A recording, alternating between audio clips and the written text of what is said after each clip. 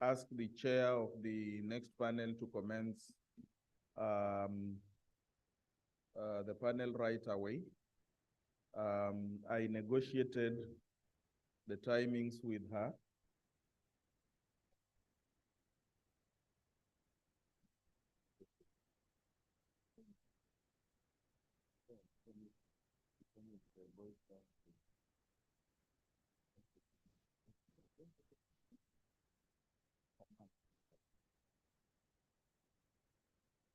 Okay, Dr. Mshai Mwangonda, please take it away.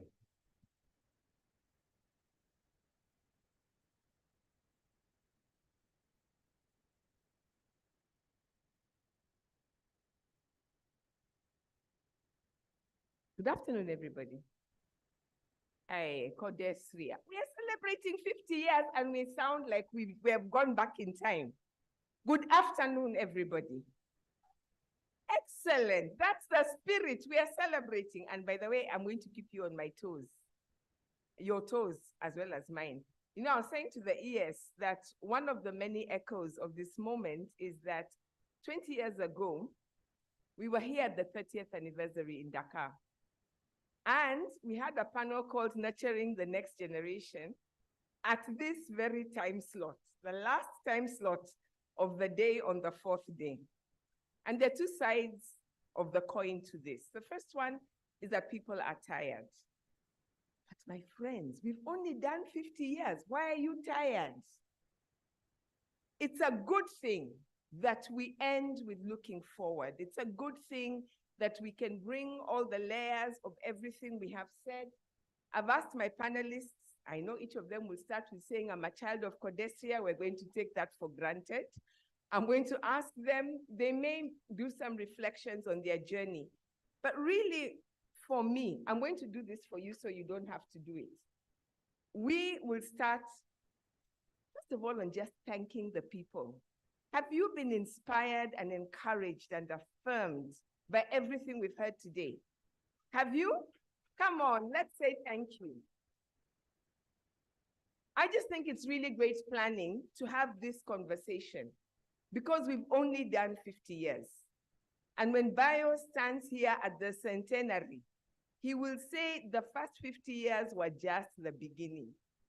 Between 2023 and 2073, wow, look at what Codesria has done. And it is the generations that we are nurturing that is going to do that. So first of all, on behalf of all of us, we are celebrating. I'm not going to congratulate Codesria, I'm going to congratulate us. And I'm going to give you an opportunity. If you haven't had a chance to articulate your joy, you haven't had a chance to tell everybody, hey, me, I'm proud. Turn to the person next to you. Hey, now, turn to the person next to you. Tell them congratulations. Ben Fred, you're not turning. There's someone over there. Wave to them, turn to them, say, hi, this has been good. And then I want you, I'm doing this so that they don't do it. And because I think it is important. It is one thing to be here and to say it.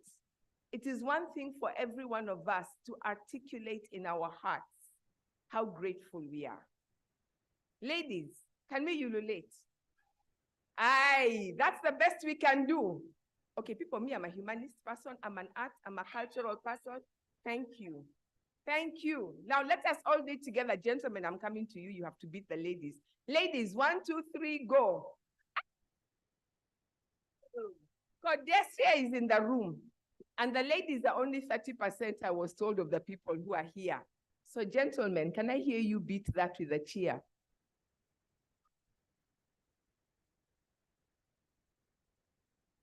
Thank you so much.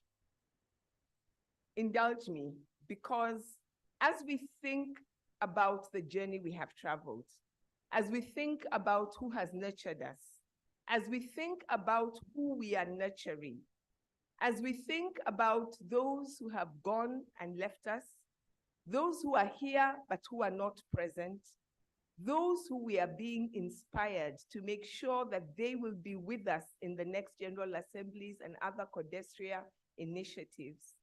I just want to very quickly put this in context. Because, and we will be having the Tandika Mkandawire lecture after this, in 1995, Tandika called us as a community to think seriously about the generational question. Frantz Fanon said that each generation must, not should, not if they find time, but each generation must, out of relative obscurity, discover its historical mission. But here's the challenge. Once you discover it, or even if you choose not to discover it, you will betray or fulfill it.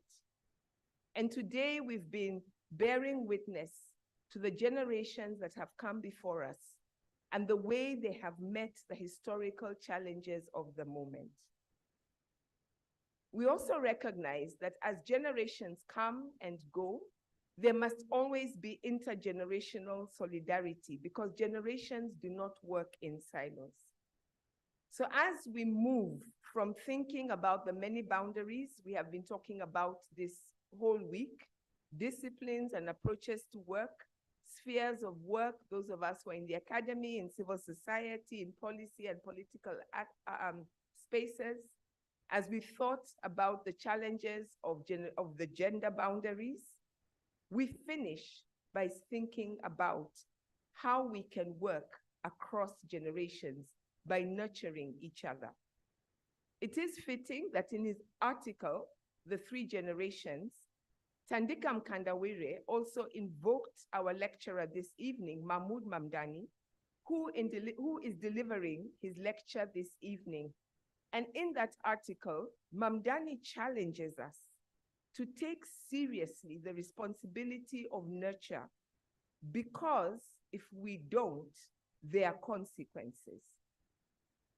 In 2003, as we celebrated our 30th anniversary, the panel I referred to sat down and asked if there are 3 generations ahead of us.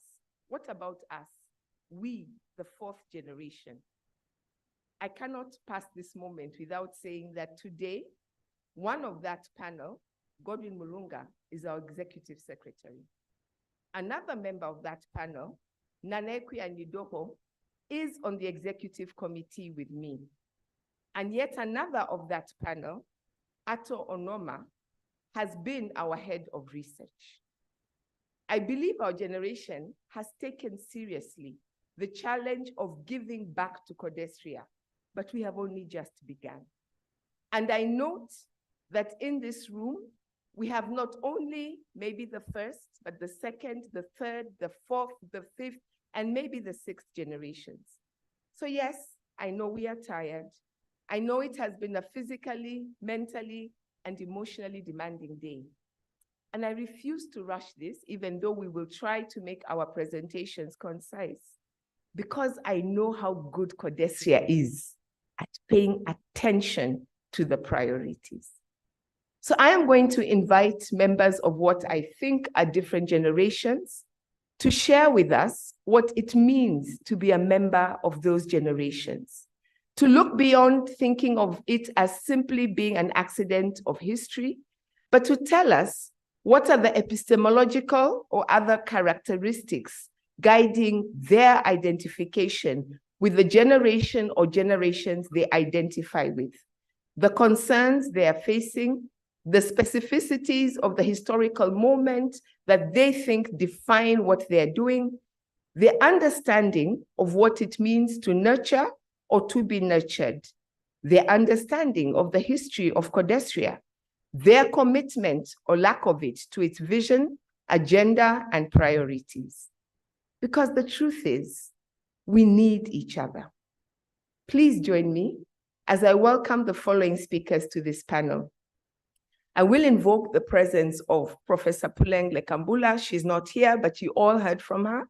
She would proudly, and I think she did this on the first day, identify as a member of the 4th generation. And I remember, if you recall with me, that she shared a bit of her own experience of first coming to the General Assembly as a graduate student. She served then, after several years, as a member of the executive committee. And she spoke to us as Vice Chancellor of a university on behalf of other Vice Chancellors. And what really touched me is she said that throughout her journey, CODESRIA has been the sacrosanct space out of which she is inspired, encouraged, and motivated.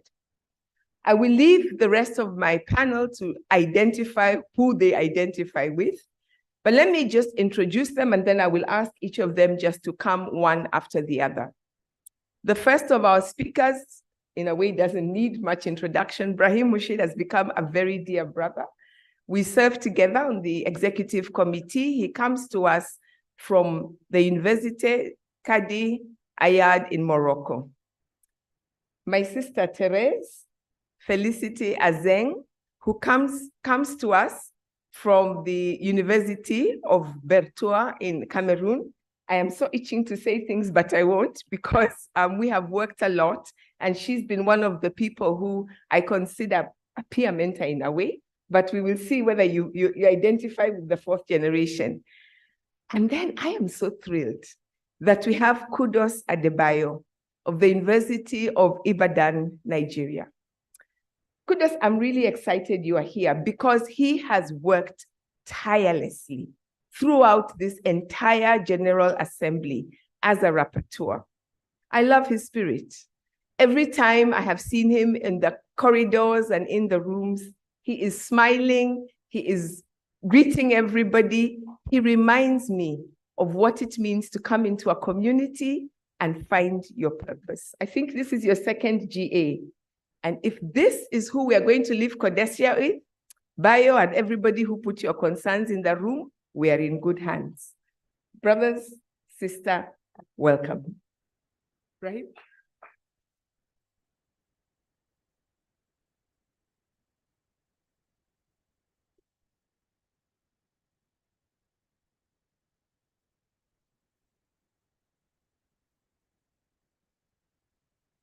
Merci, Madame la Présidente. Mchaï avait évoqué Feu Tandika Makandaweri. Et je me rappelle, il y a 12 ans, j'étais rapporteur général de l'Assemblée générale qui s'est tenue à Rabat.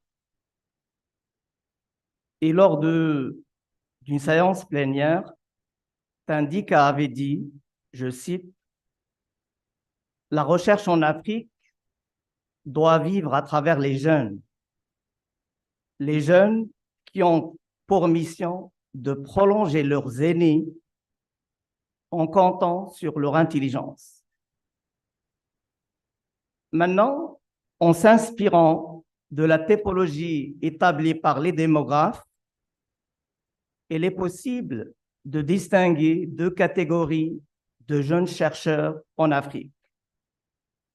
La génération Z, composée de chercheurs nés entre 1995 et 2010, et la génération Alpha, composée d'enfants nés à partir de 2010 et qui ne deviendront naturellement jeunes chercheurs qu'à partir de 2032-2033.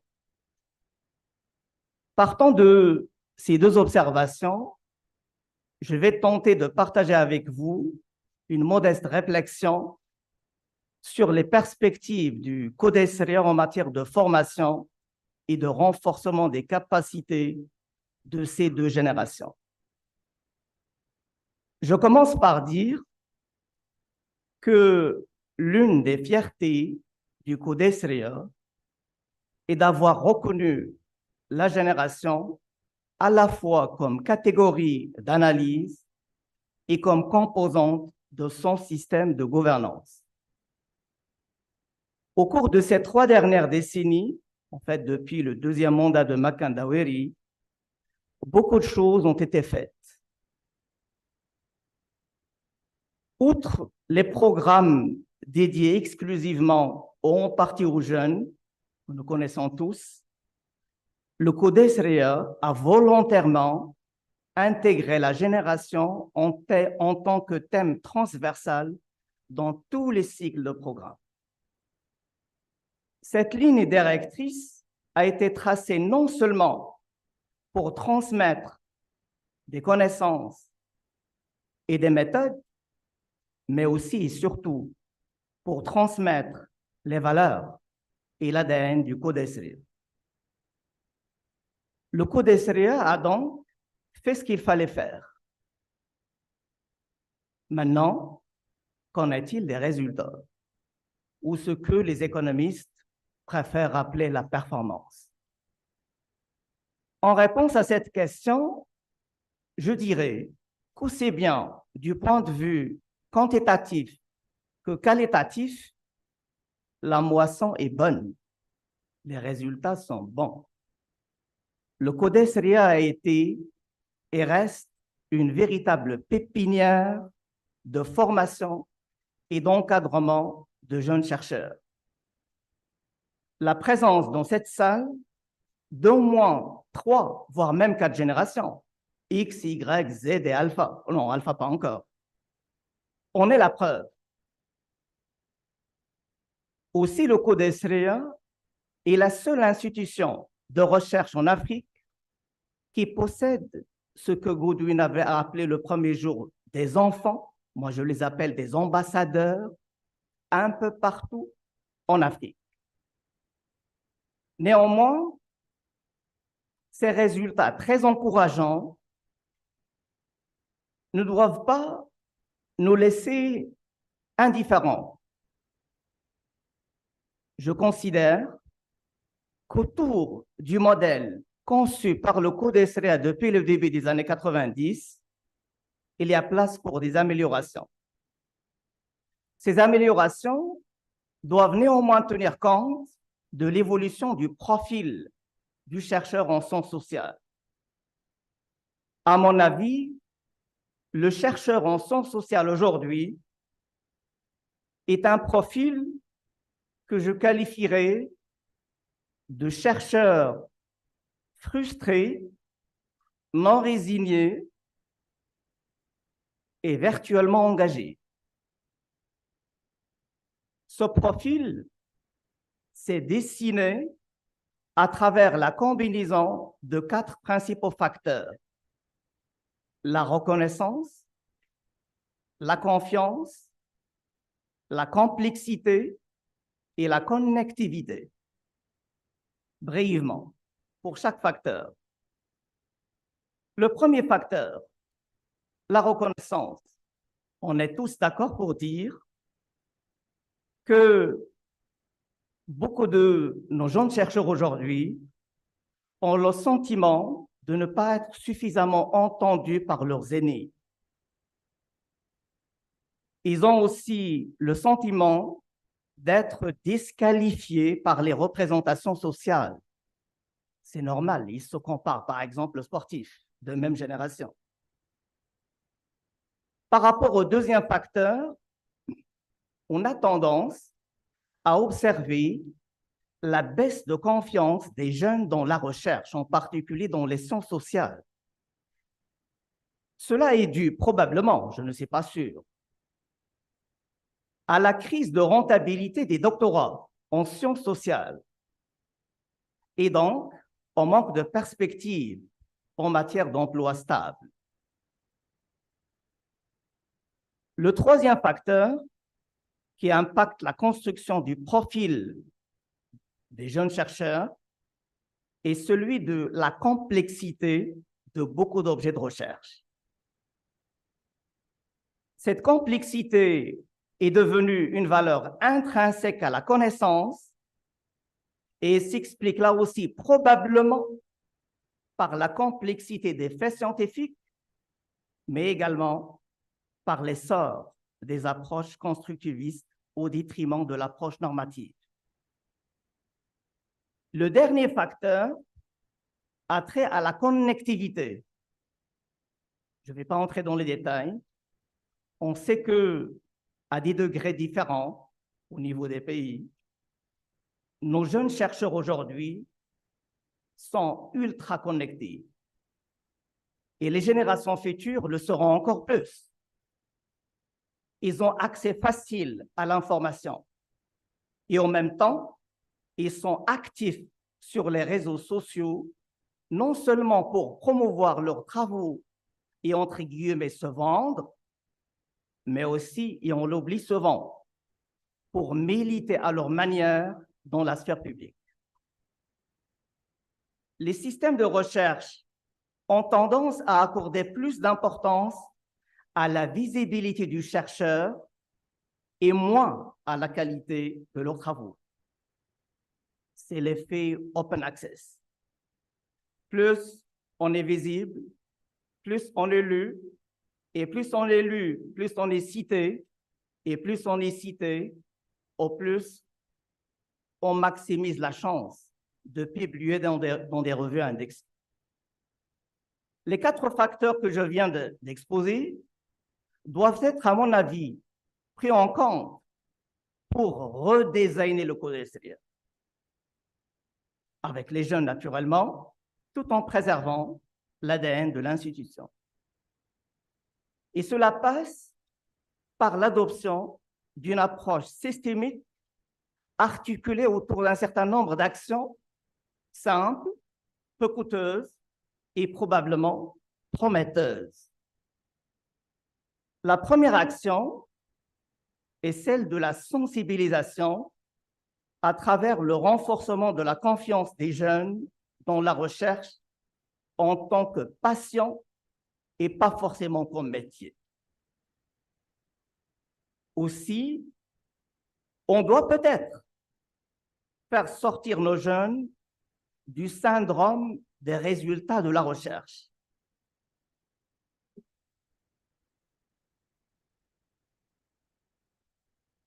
Au début de sa carrière, un jeune chercheur doit-il impérativement produire des résultats ou tout simplement apprendre à soulever des questions pertinentes et à construire une pensée critique? Point d'interrogation. La deuxième action est celle de l'adaptation du code extérieur ou la résilience aux nouvelles règles et changements contextuels. Cela passe, à mon avis, par des compromis que l'on doit chercher à trouver. Et ce n'est pas toujours facile. Des compromis sans perdre la possibilité d'obtenir des financements en continu. Par exemple, on peut trouver un compromis entre la recherche fondamentale et la recherche instrumentale. Compromis entre les activités organisées en présentiel et les activités organisées en distanciel.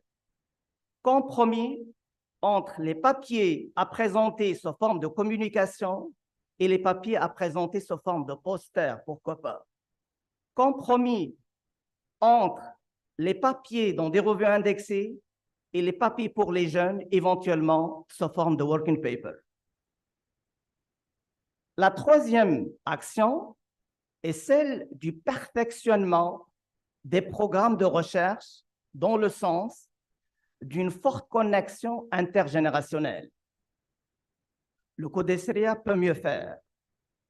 Et cela passe, à mon avis, par la co-construction des connaissances à travers l'association de 2 ou 3 générations dans un même programme. Le but est d'assurer la transition d'un état où nos jeunes chercheurs apprennent ce qui est connu à un état où ils doivent apprendre à découvrir ce qui est inconnu. L'avant-dernière action étant l'enrichissement des programmes de formation, et ce, en mettant en valeur l'interdisciplinarité tout en accordant une importance particulière à l'ancrage de la culture politique. Mamadou Diouf, je pense qu'il n'est pas là, disait « Les jeunes chercheurs africains doivent être politiquement conscients et techniquement compétents. » Maintenant, la dernière action, c'est l'introduction de la reconnaissance symbolique. Je pense qu'il est temps pour le CODESRIA d'imaginer des programmes de reconnaissance symbolique. Et cela passe, ou cela peut prendre la forme du meilleur papier pour le jeune chercheur à l'Assemblée générale, par exemple, pourquoi pas. Sinon, instaurer le grand prix Sens social du CODESRIA en Afrique, pourquoi pas. Organiser ce que certains appellent ma thèse en 3 minutes, pourquoi pas 5 minutes ou 10 minutes. Bref, des gestes qui permettraient de faire connaître davantage le CODESRIA, mais en même temps qui montrent que l'on s'intéresse à nos futures générations. Maintenant, je voudrais conclure en réaffirmant que l'avenir de la recherche en sciences sociales et des humanités en Afrique passe par le soutien à la relève. Je reste confiant. La prochaine génération des chercheurs, surtout la génération alpha, sera de bon augure pour notre institution. Merci. Merci bien. À vous le travail. À vous tous le travail, oui? Yes, he has given us our work for the next 20 years. Thérèse, Félicité Azin de l'Université de Cameroun, non, de Batois Cameroun. À vous la parole.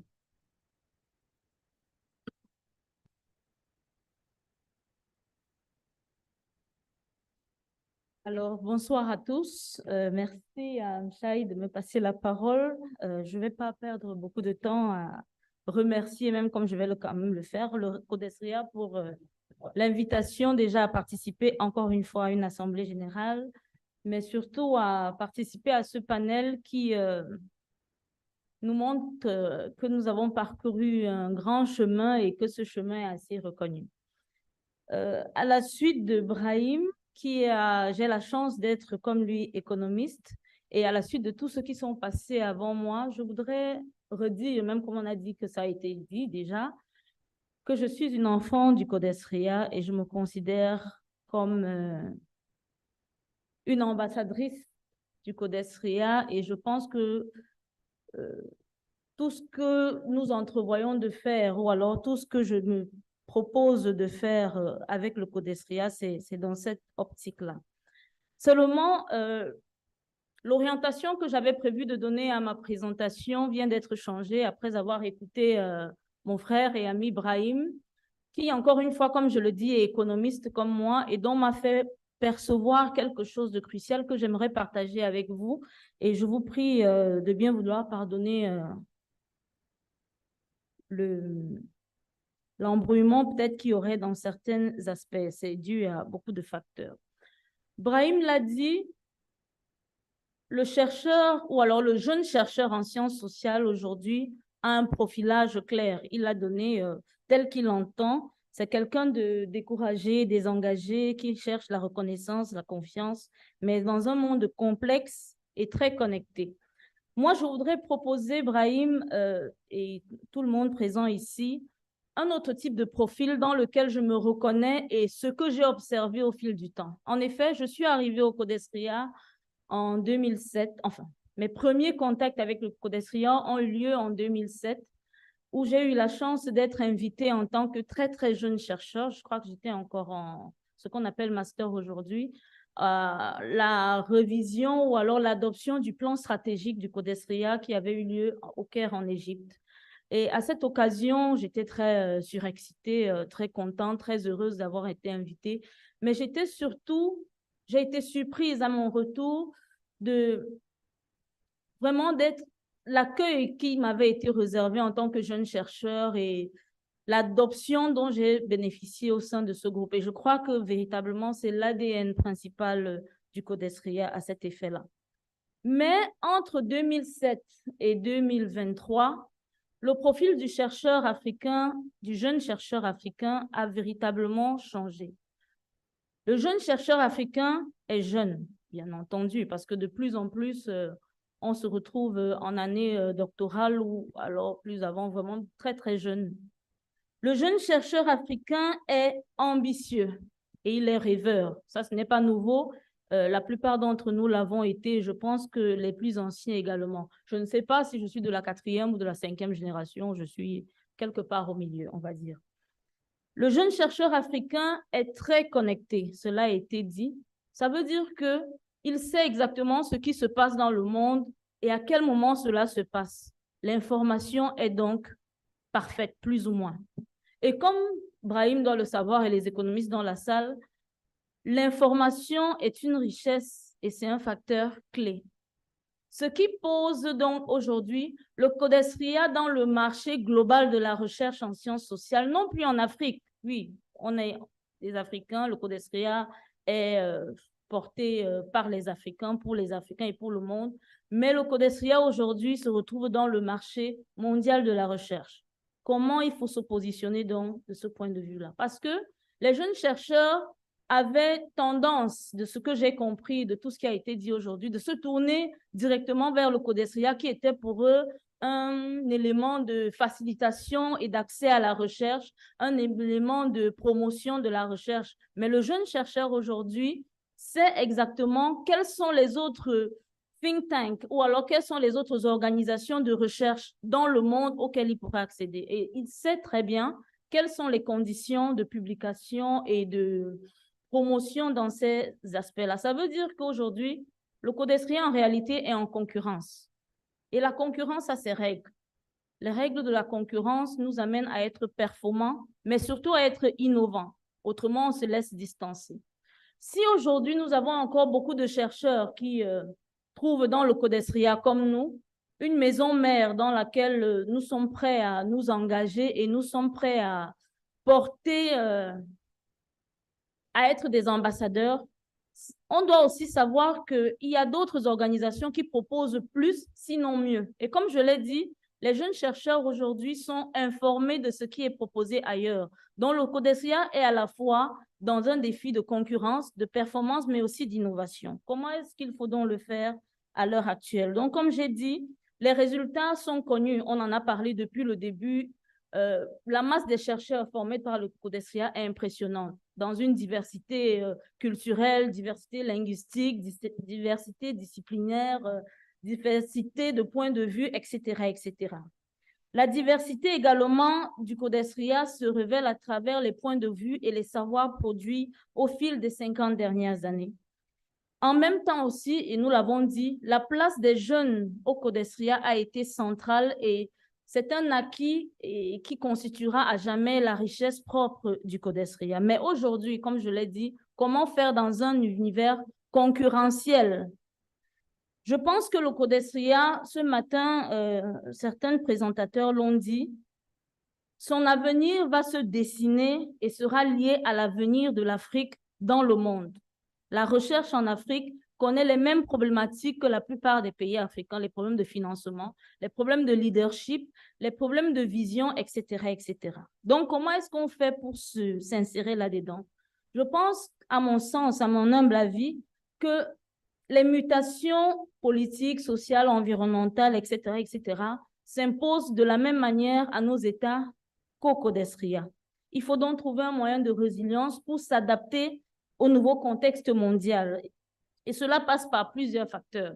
Garder toujours cet ancrage sur l'intergénérationnalité. Ça veut dire garder les chercheurs jeunes et en attirer de plus en plus. Plusieurs mécanismes peuvent être envisagés de ce point de vue. De la même manière, le CODESRIA est obligé d'être un peu plus visible. Je dois le dire, je l'ai dit déjà, mais je le répète encore une fois. Je viens d'une discipline qui est à cheval entre les sciences sociales et les sciences exactes. C'est la science économique. Et malheureusement, la plupart de mes collègues, et je ne suis pas la seule à le penser, trouvent dans le CODESRIA un peu de marginalisation envers les données exactes et les facteurs de modélisation. Ce n'est pas une mauvaise chose d'être dans l'analyse, mais je pense qu'il faudrait trouver un moyen d'intégrer un peu plus les autres disciplines dites exactes, même comme je pense qu'il y a des disciplines en sciences sociales et en sciences des humanités qui sont aussi exactes que les autres. De la même manière, alors, comme je l'ai dit, la question de la visibilité est centrale. Par exemple, nous sommes ici, mais la page Facebook du Codesria, malheureusement, est mise à jour une fois par jour depuis le début de cette Assemblée générale. C'est grave. Normalement, nous devons avoir des directs. Il y a des gens qui ne sont plus. Le Covid nous a montré qu'un événement n'a pas vocation à être juste en présentiel, même en distanciel. On a parlé des Sénégalais qui ne sont pas suffisamment présents. Je pense que s'il y avait des directs sur Facebook, sur YouTube, etc., nous aurions une plus grande audience ici. Le Codesria doit faire l'effort également de la communication. C'est déjà un effort majeur qui est fait, mais il faut voir comment arriver vraiment un peu plus vers les chercheurs les plus jeunes qui sont très tactiles et très proactifs. De la même manière, donc, je pense également que la question des ressources, surtout de la mobilisation des ressources domestiques, doit être cruciale. On l'a dit ici depuis plusieurs jours, mais l'une des idées qui m'est venue en tête en écoutant les uns et des autres, c'était de penser à la décentralisation de cette mobilisation. Pourquoi attendre toujours les événements ou alors les activités du Codesria pour prélever les $50 d'inscription ou d'adhésion annuelle des membres? Trouvons un moyen pour que les membres des comités exécutifs, par exemple, qui sont les représentants sous-régionaux du Codesria, puissent le prélever à travers les méthodes de transfert numérique qui sont plus faciles et plus interactifs que le simple fait de venir aux événements du Codesria. De la même manière, il faudrait envisager une plus grande rapidité dans la publication, parce que je suis au Codesria depuis quelques années, et l'un des gros soucis, c'est le fait que lorsque vous envoyez votre publication au Codesria, vous allez attendre assez longtemps avant que la publication ne sorte, alors que vous pouvez le proposer ailleurs, vous pouvez la proposer ailleurs. Et donc, ça fait perdre beaucoup de jeunes qui veulent être publiés, visibles et qui veulent accéder à d'autres grades grâce à des publications. Également, un autre facteur ou alors une autre idée qui pourrait faciliter justement l'adhésion des jeunes chercheurs au Codesria serait de prendre pour opportunité la digitalisation ou alors l'ère digitale actuelle en Afrique, en facilitant généralement, je veux dire, un répertoire numérique des chercheurs africains. Nous nous connaissons tous parce que nous sommes là depuis des années, nous participons à peu près aux mêmes réunions, etc., etc. Mais si aujourd'hui, je prends mon exemple, j'ai pour intention, avec certains collègues, de publier un ouvrage sur l'histoire économique, l'histoire africaine des faits économiques, qui est très disparate. Mais pour trouver quels sont les chercheurs que nous pourrions associer à ce projet, cela est très difficile, alors que s'il y avait un répertoire numérique qui nous disait que dans tel pays, au Mozambique, en Angola ou au Maroc ou en Afrique du Sud, il y a des chercheurs qui travaillent sur ces questions-là et que je pourrais contacter depuis chez moi, le Cameroun, ce serait un peu plus facile. De la même manière, si nous avons un répertoire numérique des chercheurs par région, par langue, par discipline, il faudrait également trouver un moyen d'avoir un répertoire des publications africaines ou faites par des Africains qui pourrait être accessible à partir de chez soi et non pas lorsque nous venons à l'Assemblée générale. Ce sont là des pistes que nous lançons comme ça et qui pourraient éventuellement être prises ou non. Enfin, je voudrais terminer par une question essentielle qui a été abordée rapidement tout à l'heure. C'est celle de la modification de la perception des chercheurs ou alors de certains chercheurs de ce qu'est le Codesria. Nous l'avons dit, le Codesria est pourvoyeur et facilitateur pour les jeunes chercheurs, d'accord? Mais beaucoup de chercheurs ont encore cette vision du Codesria comme étant un moyen pas suffisamment rentable du point de vue économique. On ne doit pas se cacher les choses. C'est vrai que nous sommes là, nous avons le cœur au Codesria, mais le facteur de reconnaissance et également de rémunération est essentiel. Et il faut changer cette perception-là pour encourager les gens à travailler pour le Codesria de manière bénévole pour la noble cause et non pas seulement pour des facteurs pécuniaires. Oui, l'âme du Codesria est l'indépendance, la liberté, le renouvellement, mais j'ai envie d'ajouter, et l'inclusion aussi, mais j'ai envie d'ajouter aujourd'hui la performance et l'innovation. Je vous remercie pour cette présentation que j'ai faites en ce moment. Merci beaucoup.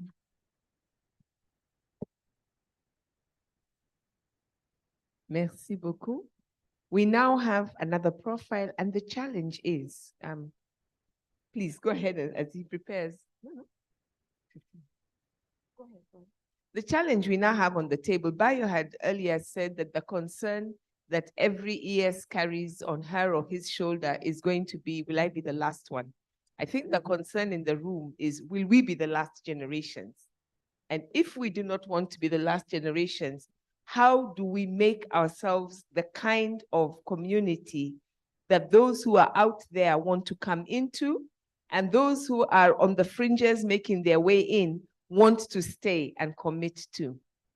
I am sure in your 15 minutes, you will give us the answers to all our problems so that we can then go to the banquet and celebrate. Thank you. Welcome. Thank you, Chair, and my co-panelists. Thank you. And thank you all for staying and listening to us. So basically, I will try not to talk a lot about the things that have been discussed, particularly connections to Codestra and all of that. I'm sure if everyone start talking about that, we are not going to leave this place today.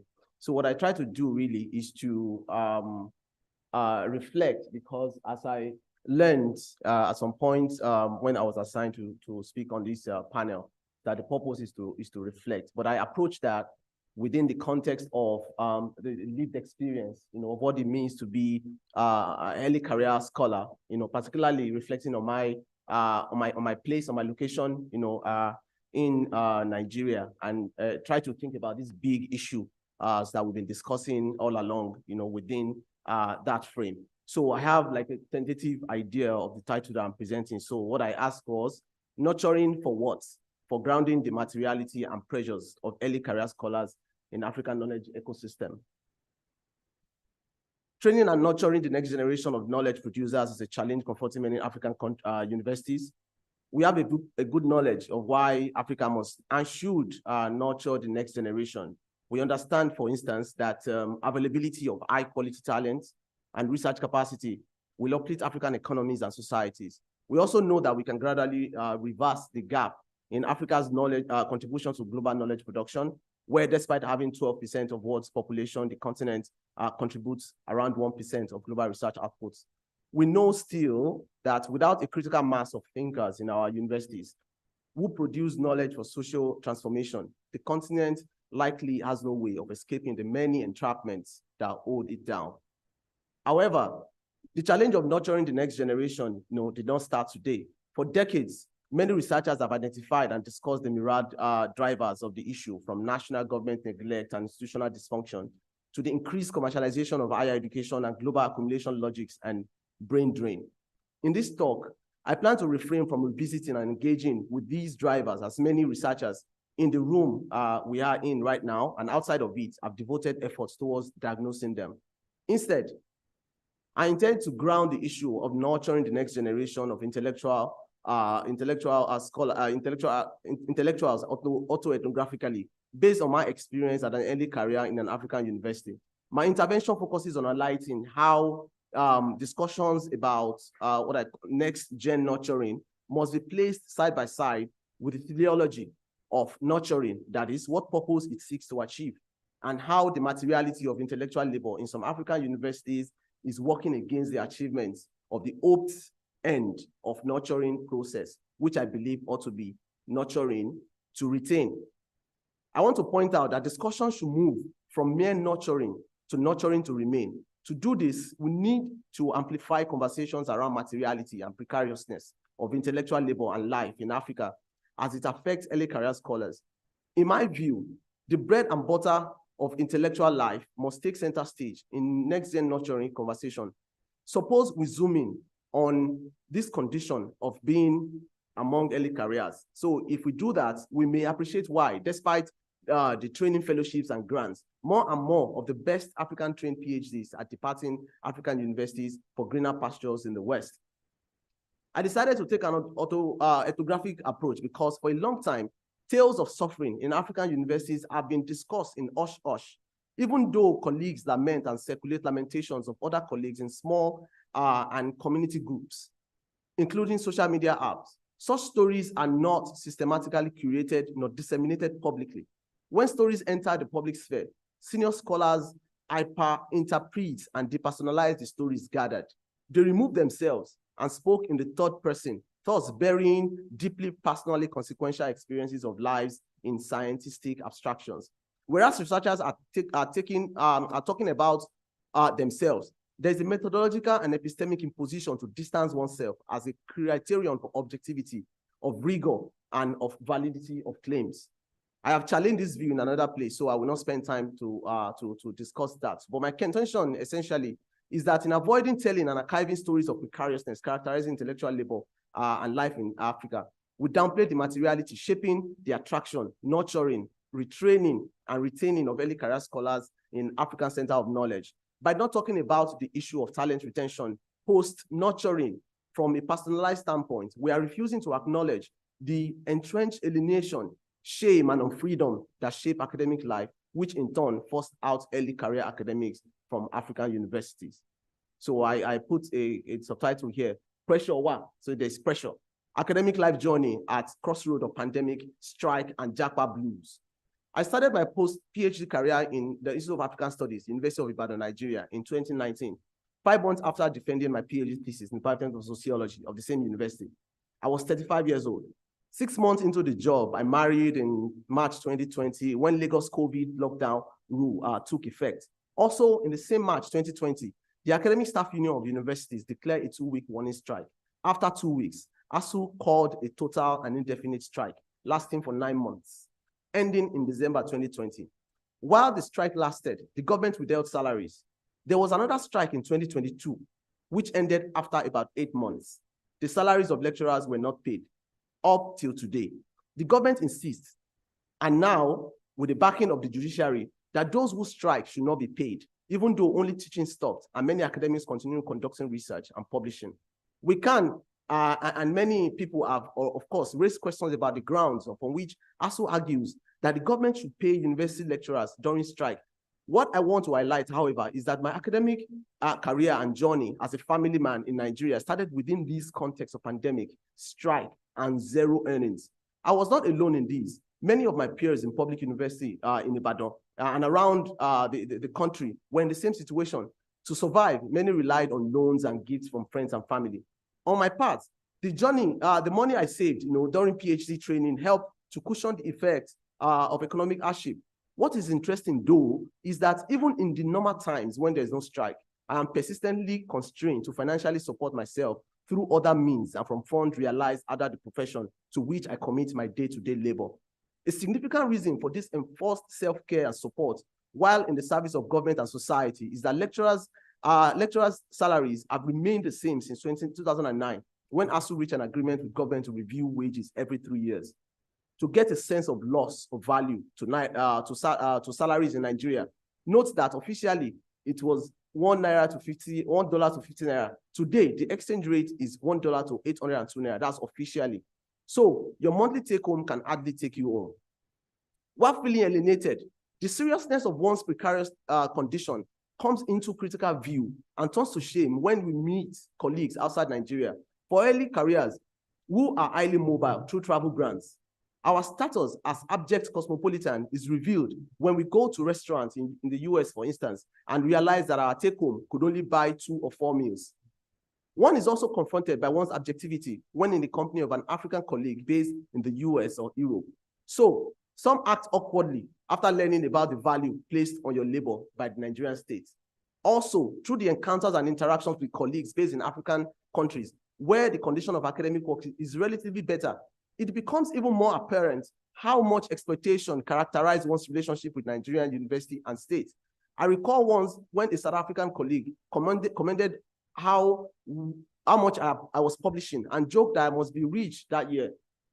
Our assertion and presumed financial gain were based on the practice at our university, where there's an incentive for publication.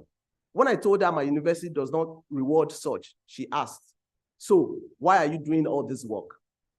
There was silence.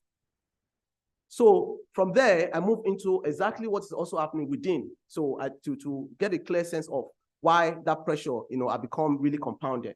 So beyond the encounters and interaction of the academic objective cosmopolitan, I, like other early careers, have become a witness to a general climate of gloom and fear. In attitude and speech, I get a sense that Nigerian intellectual class has become a defeated class, one whose voice has been suppressed through a systematic and sustained impoverishment strategy of the state. Worsening the situation is the gradual erosion of critical debate within the university. For instance, in academic community social media groups, where professors and similarly senior scholars force and steer discussions towards the suffering of lecturers, and now university administrators worsen it for emerging and early career scholars. We immediately notice two groups emerging: the academic politicians and the political academics. Typically, the political academics are critical, often presenting dissenting views and calling out university administrators to look inward. They are a group that calls out and criticizes why university administrators should be comfortable with departments increasingly relying on donations to procure office supplies. Regarding promotions, political academics will ask, why must guidelines insist on international conference attendance and publication in international and high-impact journals when there is no institutional support to facilitate such endeavor? However, they are in the minority. They are generally blocked from institutional power structures and are, in a way, internally displaced. The academic politicians, on the other hand, are pretentious. They hide behind the logic of objectivity and maintenance of standard and quality and sanctity of university to end critical conversations. They resist the turning of gaze internally, choosing instead to remind group admins that community WhatsApp is for academic purposes. By academic purpose, they mean sharing fellowship, grants, and circulating information relevant to academics, but excluding very local issues like staff welfare. In the minds and responses of academic politicians and political academics, in the minds and responses of academic politicians, the political academics are irritants. People too unaware that politics and intellectualism should be kept separate.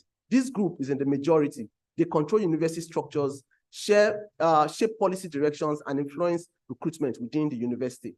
In the debate between political academics and academic politicians, one sees hopelessness. The hopelessness arises from how I interpret the postures and resolve of the two groups in the university.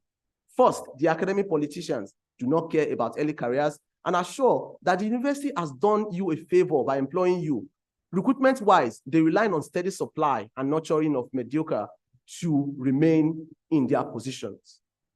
However, the political academics appear to have become too tired and are telling early careers willing to listen to Japa. Japa, as Toyin Falola describes, is simply to flee.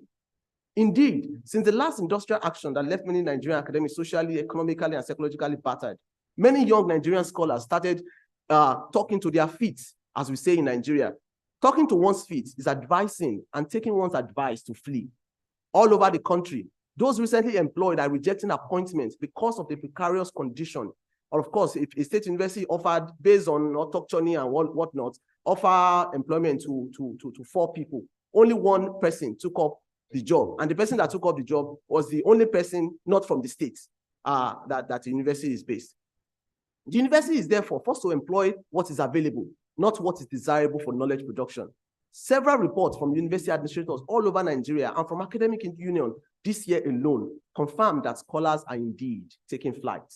Increasingly, therefore, public universities in Nigeria are only managing to attract 2 categories of early career scholars, the mad and the mediocre. And this, of course, categorization, I owe it to a friend, to a colleague in the department, Institute of African Studies, Benson, who talked about this while we were on the corridor. So the latter means what it means. I mean, the mediocre. However, my interest is in the second group, the mad, a category of early careers who have benefited from high-quality graduate training, won several awards and grants, and have developed the necessary capacity to function and thrive anywhere in the world, but remain in Nigeria.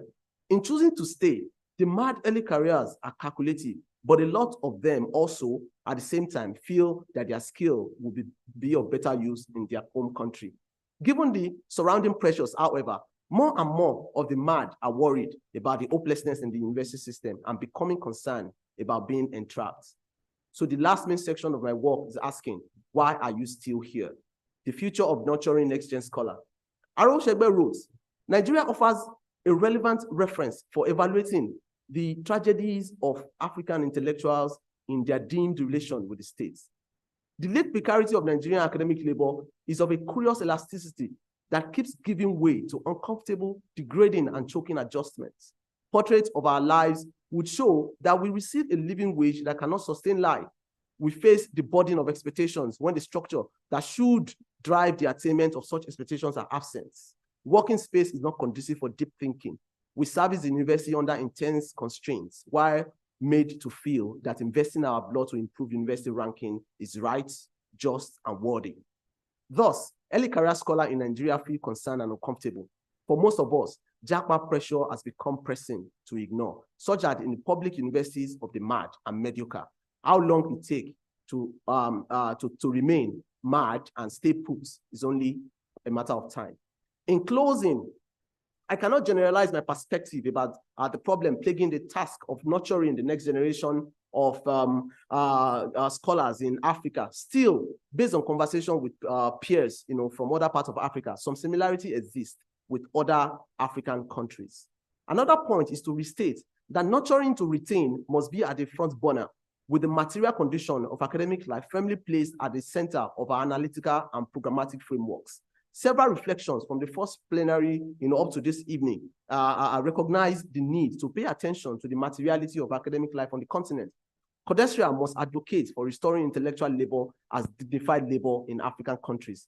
This is more so significant because local academic unions, the last structure of resistance to oppressive states, have become weakened and depressed as a result of willful precarization of the intellectual class that I mentioned before. In doing this, is there something the African Union can do? A lot of people have talked about it today. Maybe yes, maybe not. Finally, my position is that financial unfreedom has implications for academic freedom. Marx understood this. We know too, but sometimes we forget in the name of abstraction and distancing. We need to keep reminding ourselves of this fact. I thank you for your time.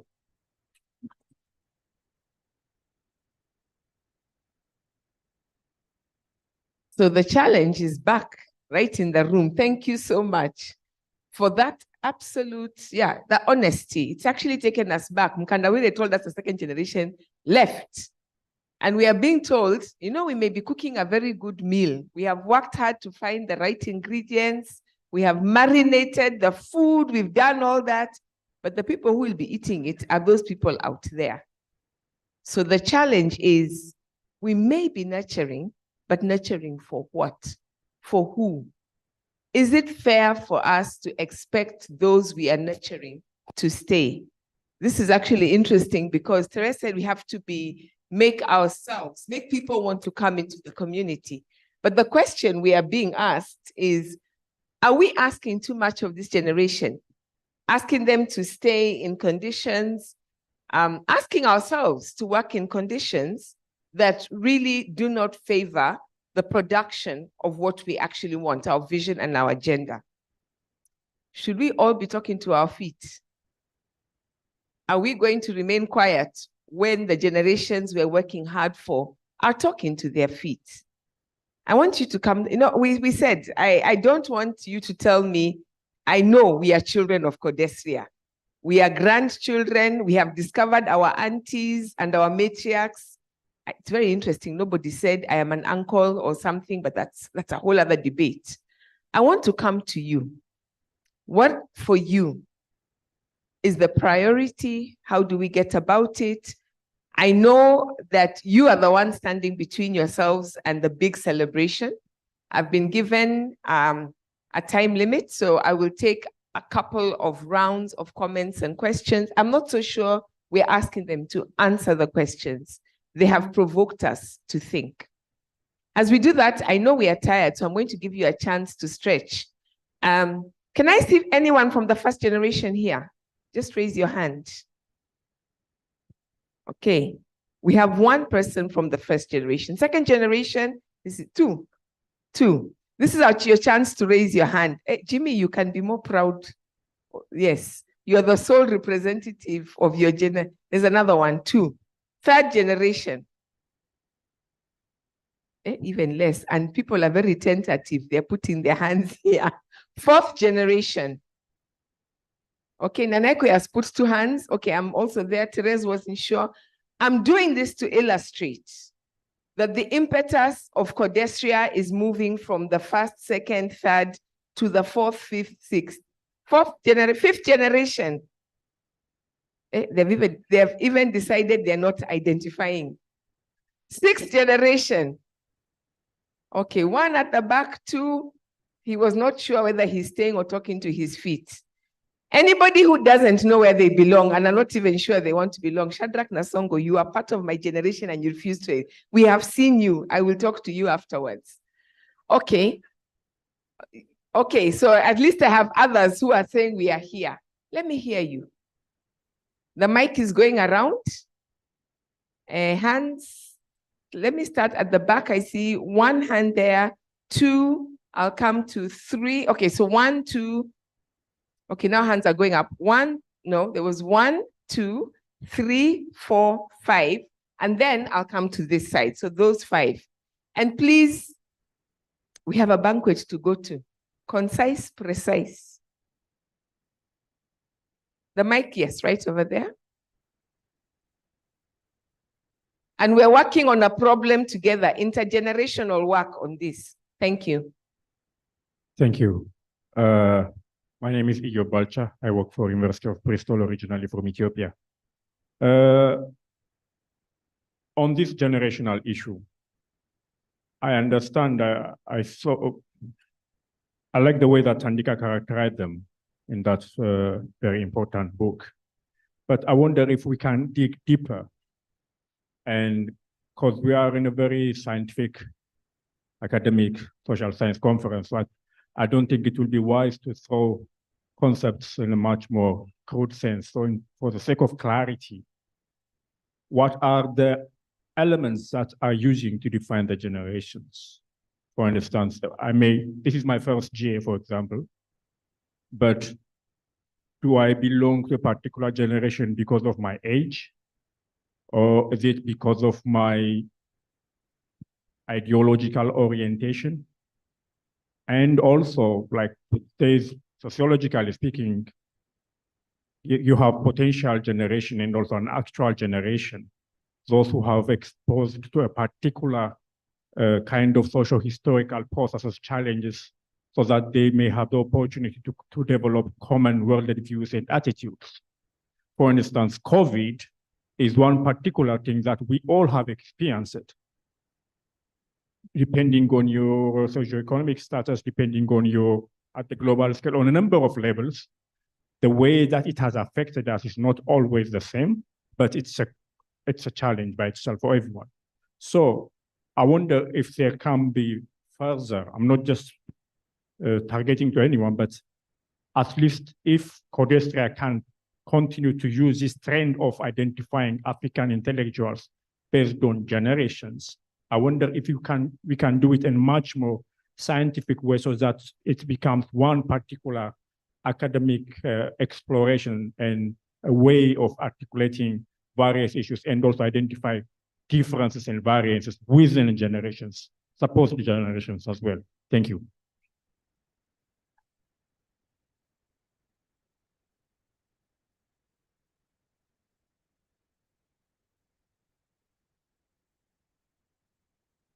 Ok, merci. Et merci à tous les panélistes pour les communications qui ont été faites. Adalbert Titia du Cameroun. Je voudrais juste faire un petit commentaire parce que il y a une communication. De toute façon, toutes les 3 communications m'ont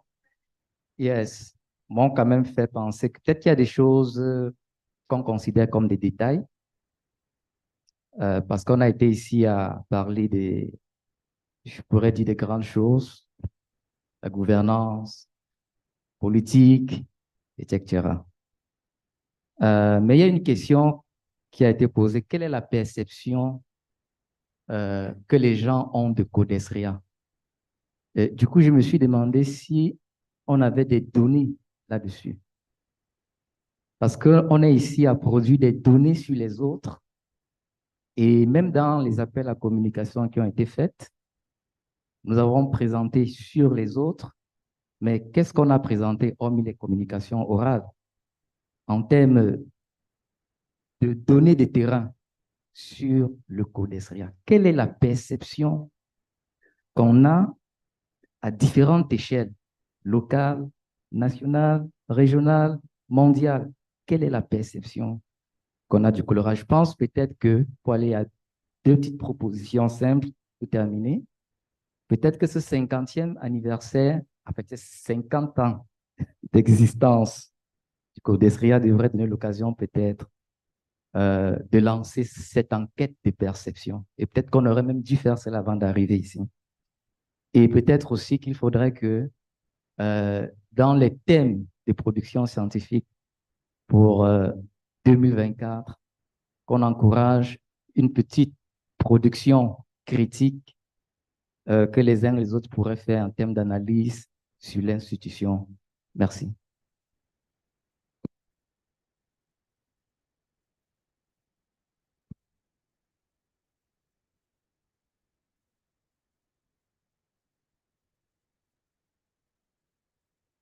Thank you very much.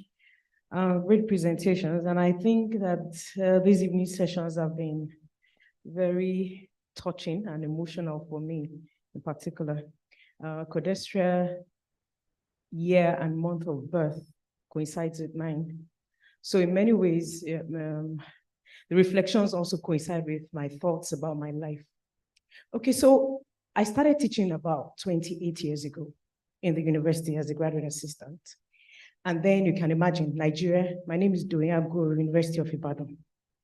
And I started teaching in a state institution, Olabisi Onabanjo University, then Ogun State University. And then all these problems were there in great magnitude. And as he tried to classify, I must have been one of the mad people who decided not to talk to my feet. And often I still beat myself up. You take the same skill set and go elsewhere.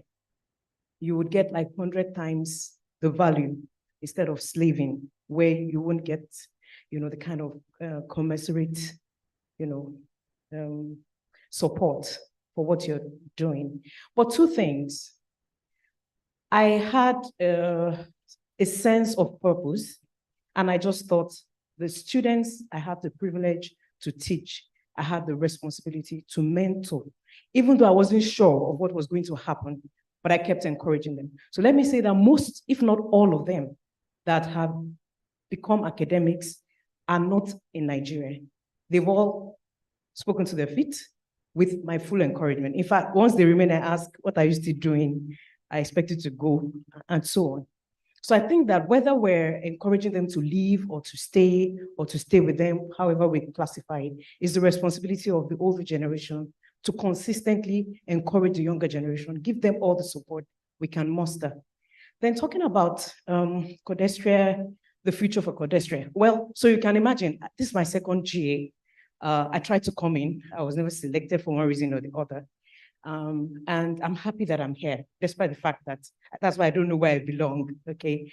But I think that there are other associations. I cite the Association for Commonwealth Universities. I was with them for a meeting a few weeks ago, and I see how they affect African universities deliberately, how they penetrate, bringing in all kinds of programs and finding a way of encouraging them to become institutional partners, registering, showing them the benefits. So I agree with her that with social media, there's so much that can be done to still show the coming generation. In fact, the thing is not that they're just talking to their feet. They don't want to be lecturers. They don't even want to be like us. You don't want to read for 30 years and then ASU goes on strike and they start telling you things that make you think you're actually mad. Thank you.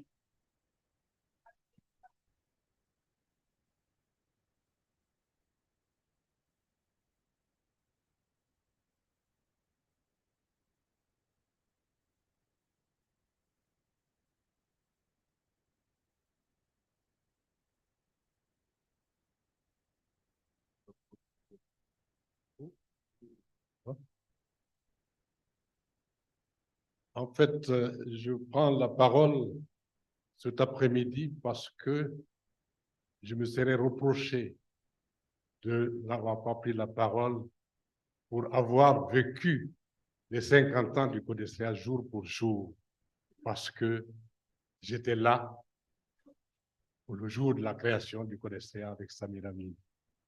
Et on venait juste l'année précédente, en 1972, de créer l'Association des historiens africains, dont j'étais le secrétaire général. C'est vous dire que j'ai cheminé avec le Codestria pendant ces 50 ans.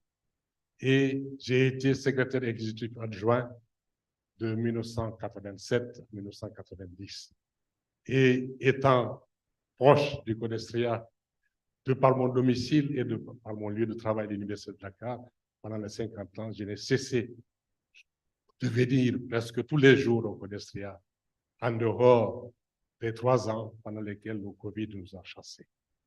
Alors, je prends la parole juste pour dire à tous ceux qui sont ici, les nouvelles générations et surtout les anciennes générations, que je reconnais un à un par la voix parce que la vue ne va pas très bien, de dire que je suis désolé d'avoir pas été là jour pour jour, mais je suis de cœur avec vous. Mais le problème majeur nous sommes tous de la même génération. Nous sommes de la génération de nos pères, de nos grands-pères, de nos ancêtres, et nous sommes de la génération de ceux qui viennent après nous. Donc, ce n'est pas un problème de génération, mais c'est un problème d'efficacité et de défi qu'on relève à chaque fois qu'on vient dans ce monde, le temps qu'on y reste. Et je pense que le Codestria, comme l'Association des historiens africains, ont accompli beaucoup de choses, mais en même temps, ils n'ont pas rempli tous les défis. Et cela est dû essentiellement au fait que nous sommes le reflet de l'Afrique. Nous ne sommes pas en dehors de l'Afrique. Nous sommes au rythme de cette Afrique-là qui tâtonne depuis un siècle, qui n'a pas réussi à recentrer le savoir sur sa propre existence, qui n'ont pas réussi à prendre leur autonomie. Et par conséquent, le Codestria sera ce que seront nos États africains fragmentés. Voilà.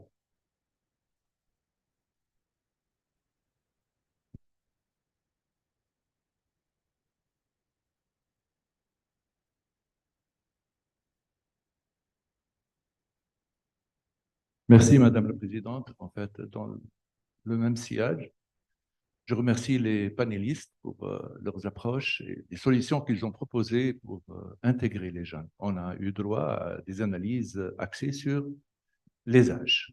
Vous-même, Madame la Présidente, vous nous avez demandé de lever la main, ceux qui appartiennent à la première génération, deuxième. J'ai levé la main comme étant appartenant à la troisième génération.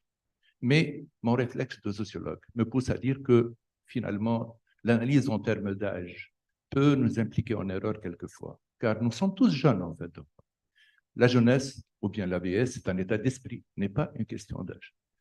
Mon ami Morshed, qui nous a proposé des propositions très pertinentes, que j'apprécie et j'adhère totalement. Mais faut-il dire aussi que la génération Z, Alpha, a été précédée d'autres générations. La génération grandiose, la génération silencieuse, et puis la génération X. Et je comprends et je pense que nous sommes beaucoup plus inscrits dans la jeunesse X perdue, qui n'a pas des horizons très clairs. Et donc, intégrer cette jeunesse, au fait, doit se faire en termes d'enjeux. Quels sont les enjeux pour cette génération? Voyons le constat rapidement, Madame la Présidente, ma chère amie et ma collègue. Moi, Tunisien, je suis seul ici dans je suis membre du conseil exécutif. J'ai du mal à accepter que les jeunes Tunisiens, qui sont quelquefois bousculés pour participer aux réunions de cette Assemblée générale, même avec des sollicitations individuelles, n'ont pas réagi. Pourquoi? Nous devons avoir des réponses. En fait, ce n'est pas le bon moment de le faire. On a quelques bribes, si vous voulez, de la réponse. Mais nous devons aussi penser en termes d'enjeux.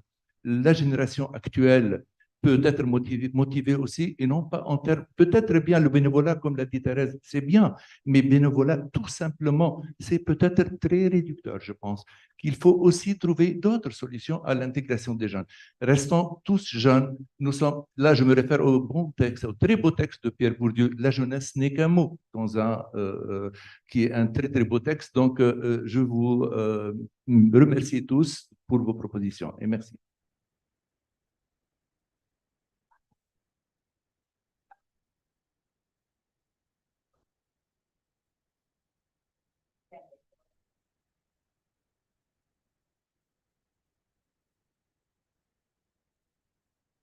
Thank you. Thank you for all your presentations. Kudos in particular made me reflect a bit. Can I go on?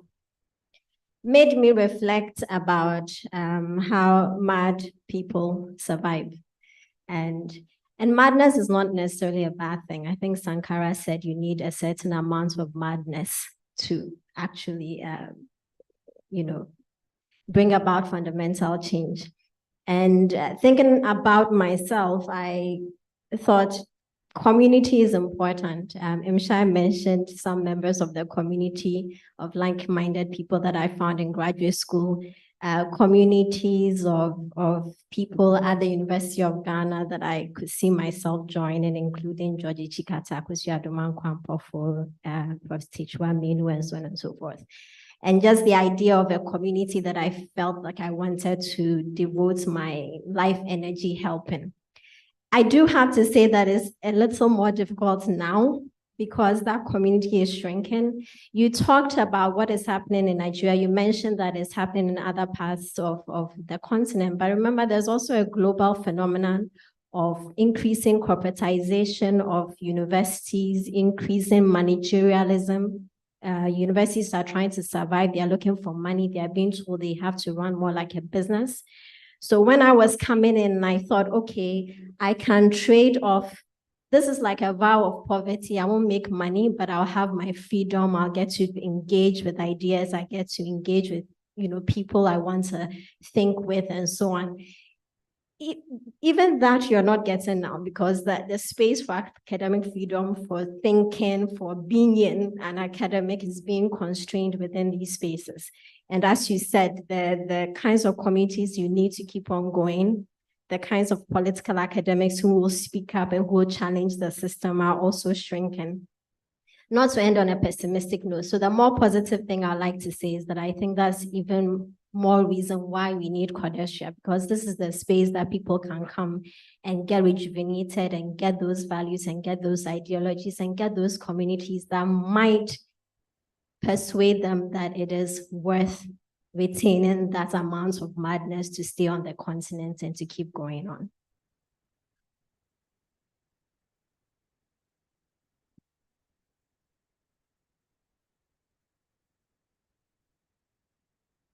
Oui, Madame la Présidente, je me permets aussi de remercier mes frères et ma sœur pour leur présentation pertinente.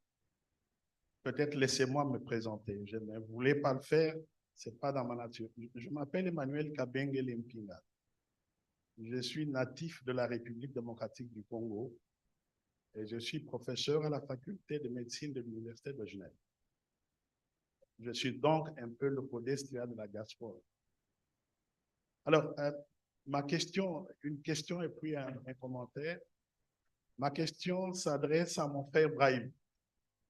Vous avez fait une excellente analyse des générations et moi, je vais m'arrêter à la génération alpha. Ce que j'ai eu comme l'impression, c'est que votre analyse s'est arrêtée là où elle devrait être intéressante. L'intérêt aurait été de nous dire à quelles conditions ces générations ou cette dernière génération alpha pourrait être plus productive. En termes de production scientifique, c'est à ces conditions-là, c'est cela qui est important pour pouvoir les aider à évoluer. Ça, c'était juste ma petite question à vous. Un commentaire. Et pour aller dans cette direction-là, les conditions auxquelles je pense, pour vous mettre sur la piste, c'est le cadre normatif de nos universités et le domaine de la recherche. Si vous prenez les lois qui organisent les universités, qui organisent la recherche dans nos pays, vous les mettez en parallèle avec les attentes de cette génération alpha. Comment faire la conciliation? C'est ça le vrai enjeu. Alors, Merci. Donnez-moi juste une minute, Madame la Présidente, je termine. Mon commentaire, c'est nous sommes à un moment très important des changements qui nous interpellent sur le plan de la technologie. Je parle de l'intelligence artificielle et du chat GPT. Là où nous allons, c'est qu'on va remettre en cause l'authorship lui-même. Parce que vous avez le chat GPT qui vous écrit des articles scientifiques, qui vous produit de la musique dans les humanités, qui vous fait des tableaux de grande qualité. Et là, en sciences sociales, nous ne nous sommes pas encore posé la question. J'aimerais donc laisser cette question sur la table en disant, réfléchissons prochainement aux questions d'intelligence artificielle et de la recherche en sciences sociales. Merci. Each historical moment has its challenges, and that's a really important one. Artificial intelligence.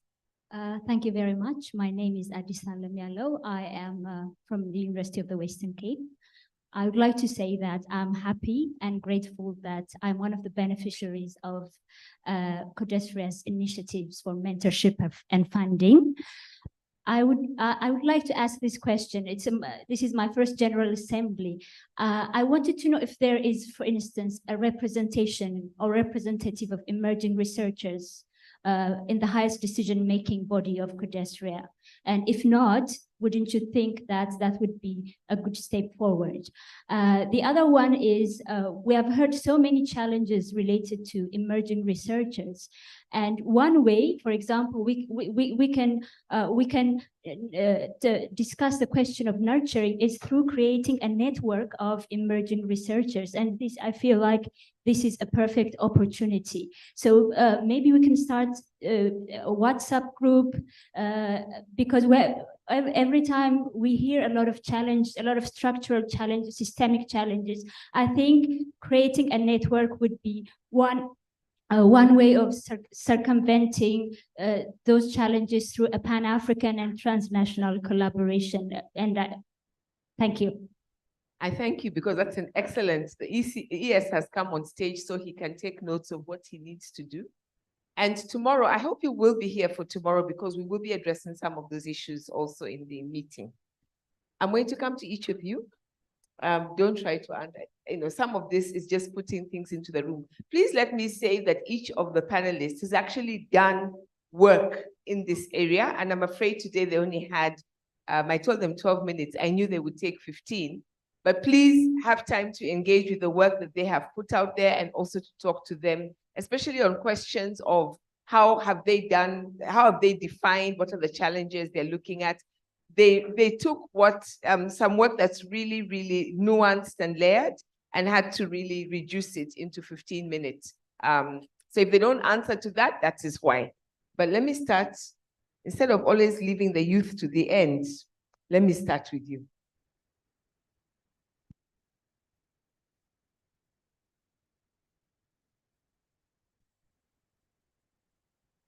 Thank you, Chair, and to everyone who has made a series of interventions. There's not a lot of like question for me, just like commentary, and to acknowledge that the kind of community that you rightly described, the shrinking of it, I find it like it's something that's going on, but the idea that post shrinking, when colleagues who go abroad and all of that, some interestingly find it like is there like purpose to encourage you to leave, because at times it seems that it's counter logic for you to remain, so they do they tell you all kind of opportunities that are available, how it's going to be good for your family and all of that, because somehow it doesn't make sense. And maybe at times to make themselves feel good, like, okay, why there? So it's like it's the pressure that I'm particularly interested in and the kind of psychological impact that it has, particularly in the context of mounting hopelessness that you see in the tones. And I like that Dr. Aguro mentioned how she had to encourage, keep telling like trained PhDs or graduate students to leave. They feel very bad doing it. It's sad, but they look at their life, they look at what they have. People who have witnessed, decline. So I speak to very senior colleagues in the department. People who not just being scholars, they're also activists in the some helping guerrilla wars and all of that in South America. And they will tell you, you see it on their faces, how that witnessing of decline weighs down on them. So I think that is really important, to take account of, in thinking about this pressure that nurturing, sort of like poses. Thank you. Donc, juste par rapport à cette question de génération, en fait, il y a un flou total du point de vue conceptuel. Et dans chaque discipline, on essaye, on tente de donner une définition. Les économistes raisonnent souvent par rapport à des cycles. Ça fait 15, 20, 25 ans. Les sociologues préfèrent parler de cette génération X, Z, etc. parce que c'est un lien avec le marché du travail. Maintenant, dans les sons de l'éducation, on préfère beaucoup plus parler de l'expérience. Même quelqu'un qui a 40 ans, qui démarre pour la première fois, il est donc jeune par rapport à une activité bien déterminée, etc. Mais cela n'empêche pas de réfléchir, je dirais, à une définition qui permettrait de mieux nous placer par rapport à ce qui nous attend par la suite. Maintenant, juste par rapport à cette question de perception, d'enjeu, de génération, etc., je n'ai pas de réponse nette à donner. Ce que l'on peut faire, c'est éventuellement penser à une enquête de grande envergure auprès des jeunes chercheurs africains. À travers des données de panel, peut-être on peut faire l'enquête chaque année et à partir de là, on aura la possibilité de récupérer des informations qui nous permettront, au CODESRIA de passer de cette phase de réactivité à une phase de proactivité. On doit essayer d'anticiper et d'agir en conséquence. Maintenant, pour finir, on a beaucoup parlé de ce que le CODESRIA peut éventuellement faire, mais on a aussi la responsabilité sociale des jeunes. Donc, les jeunes doivent assumer leurs responsabilités. Comme disait Fanon, les jeunes sont là pour découvrir leur mission. Ils doivent soit assumer cette mission, soit la trahir. Et c'est à eux de voir. Merci.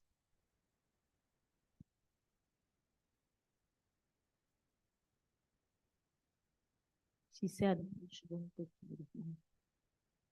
OK, merci beaucoup pour tous les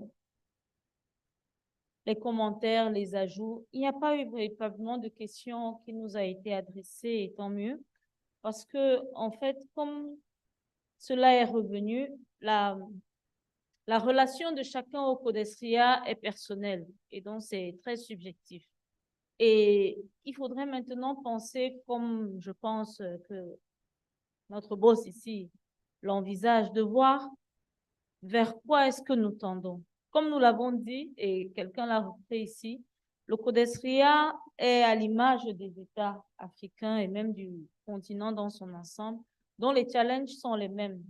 Et je suis contente que le CODESRIA ait toujours gardé cette âme de mettre ensemble les générations pour écouter non seulement une voix, mais plusieurs.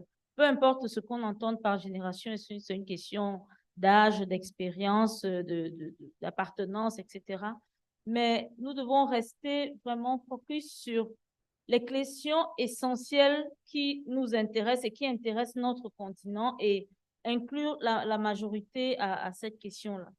Enfin, je vais conclure par dire que, encore une fois, selon moi, le comportement des jeunes chercheurs en sciences sociales obéit à une certaine rationalité, qui est celle de la reconnaissance personnelle, de la reconnaissance sociale, du bien-être.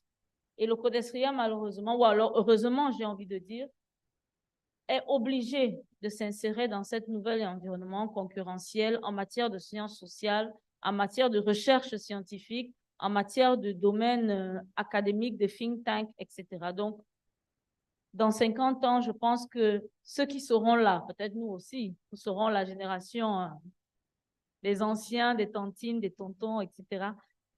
Mais on sera là pour dire que nous avons fait le job et que, heureusement, nous avons abouti à ce qu'il fallait. Merci.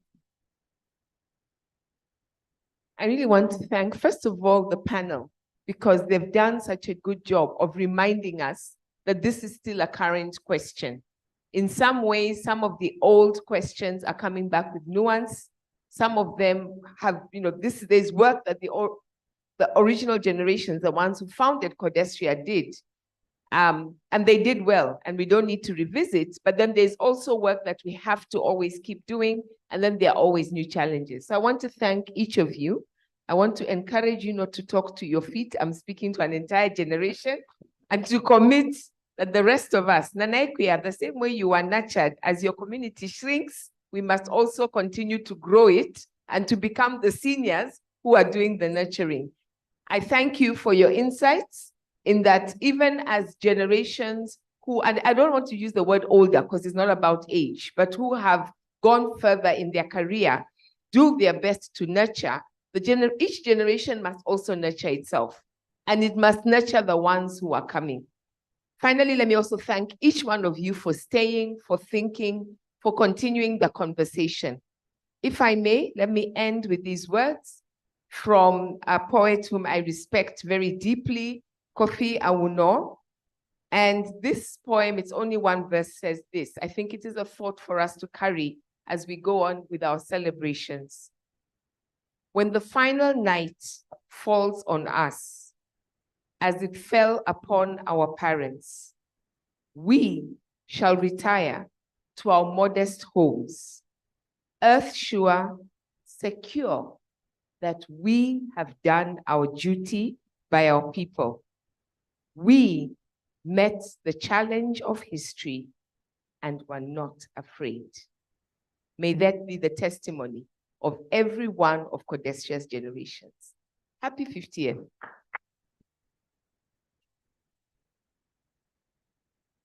Thank you, Shai and the panel. I think that you've done justice to what we had hoped for when we set the program. And I want to thank all of you for hanging in with us up to now. That is the nice part. The bad part is that we have 30 minutes to transition to the next session, which is going to take place in the room where we normally have lunch. We have two things lined up for this evening. The first one is a lecture by Professor Mahmoud Mamdani. And the second thing will be to eat, drink, and dance. So see you in 30 minutes. Thank you very much.